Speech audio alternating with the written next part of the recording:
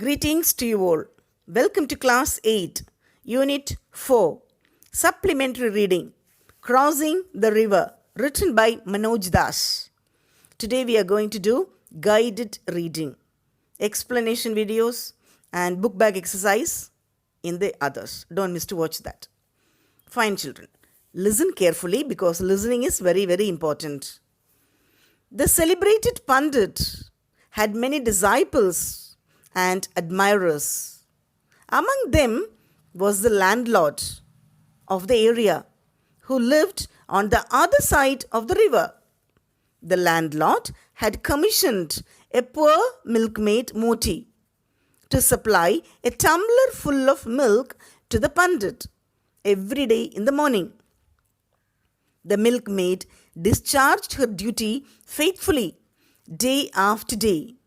She crossed the river by the help of a ferry boat and returned home in the same way after delivering the milk at the Pandit's household. Often, the Pandit himself received the milk. Moti prostrated before him.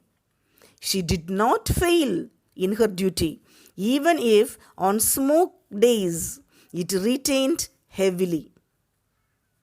What a great privilege it is to serve a great Pandit, she would tell those who toil. Who would sympathize with her for her continuous effort? The Pandit was an eloquent speaker. Whenever he gave discourse, hundreds of people gathered to listen to him. The milkmaid, too, made it a point to stand behind the audience. Not that she understood much, but she was sure that the Pandit was speaking about God and truth and similar tough and complex matters. How much knowledge the man must be possessing to hold so many people spellbound for hours. Only one who is very near to God and truth can command such wisdom, she thought. She was happy that she made a humble contribution towards the Pandit's physical well-being by regularly supplying him with pure milk. Even if the landlord fails to pay me for the milk and my labor, I will not fail in my duty, she resolved. One day, while receiving the milk, the Pandit told Moti, "Women, can you bring the milk at the least an hour before the sunrise? For only a month, I am under a vow for performing a certain ritual for which I need the milk that early." "I will do as you say, O master," the milkmaid assured him enthusiastically. But the next day, by the time she reached the Pandit's house, it was already daybreak. "Pardon me, master, for my lapse, but what could I do?" said the milkmaid apologetically. "I was present on the bank of the river long before sunrise, but the boatman did not turn up that early, even though I had informed him of the need for me to cross the river while it was still dark. He said, since the river is in spate, it would not be possible for him to ply the boat in darkness." "You could not cross the river without the boatman, huh?" "I wonder how then the mystics say that one could cross even the oceans of life by uttering the name of Vishnu," commented the Pandit jocularly, sure that the poor woman would hardly understand the importance of his wise observation. "Well, sir, nobody had told me that," said Moti in a murmur. "That is secret," said the Pandit once again jocularly. "Who but a pious and great sage like you could ever know such secrets. Thank you, sir. Passing it on to me, said Moti. The Pandit could not check himself from bursting into a loud guffaw at the woman's naivety. Days passed. The period of the Pandit's vow came to an end. He told the milkmaid, Moti, I must say that you have served me very well. I appreciate the pain you took in getting up in the small hours and milking the cow and delivering the milk to me at dawn. I bless you. Moti bowed to him. So, sir, from tomorrow, I report as before, soon after the sunrise. Is that all right? Fine, said the Pandit. And then he remembered the boatman. Moti, he said, tell the boatman how pleased I am with him. But, sir, I never bothered him, knowing well that he could not come that early, said Moti. Who then plied the boat for you? Boat? Why, sir, I did not need any boat.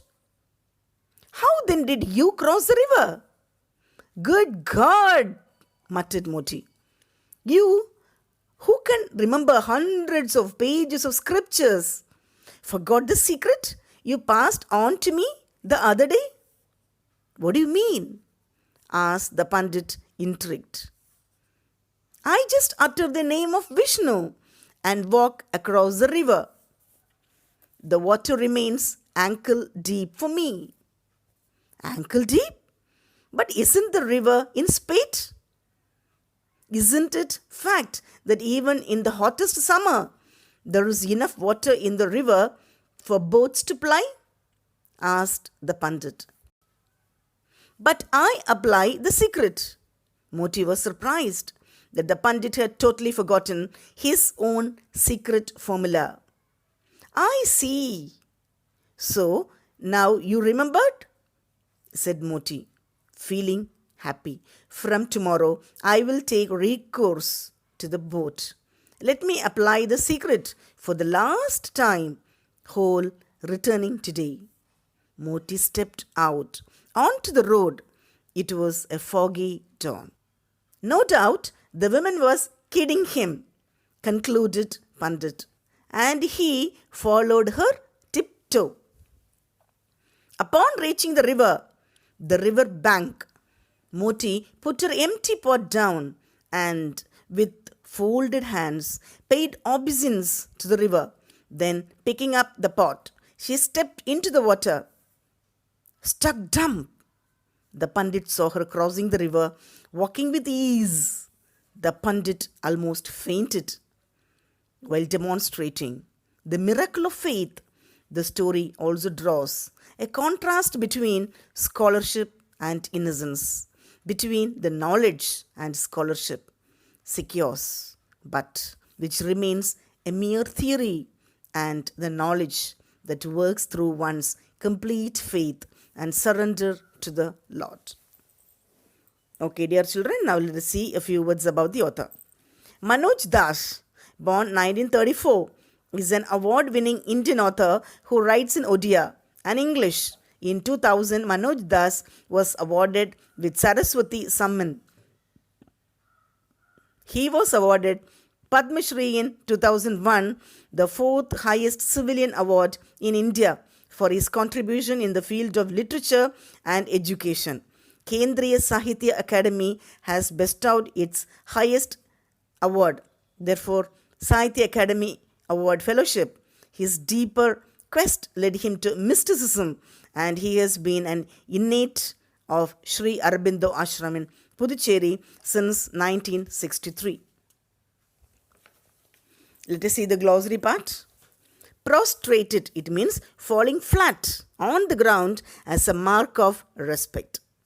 Eloquent, it means fluent and expressive. Discourse, it means discussion, spoken communication. Spellbound, it means fascinating or captivating. Resolved, it means firmly determined to do something. Ritual, it means a religious or solemn ceremony. Enthusiastically, interest or eager enjoyment. Apologetically, shows regretful acknowledgement. Spate, it means rush, run, flood. Jocularly, humorous or funny. Pious, spiritual, devotedly, religious, dedicated. Guffa, it means a loud and hearty laugh. Naivety, lack of experience or innocence. Dawn, it means daybreak or early morning. Intrigued, it means arouse the curiosity of or fascinate or attract. Obeisance, respect, reverence or honor. Thank you, children. Don't miss to watch the explanation video with a lot of images and book back exercise video.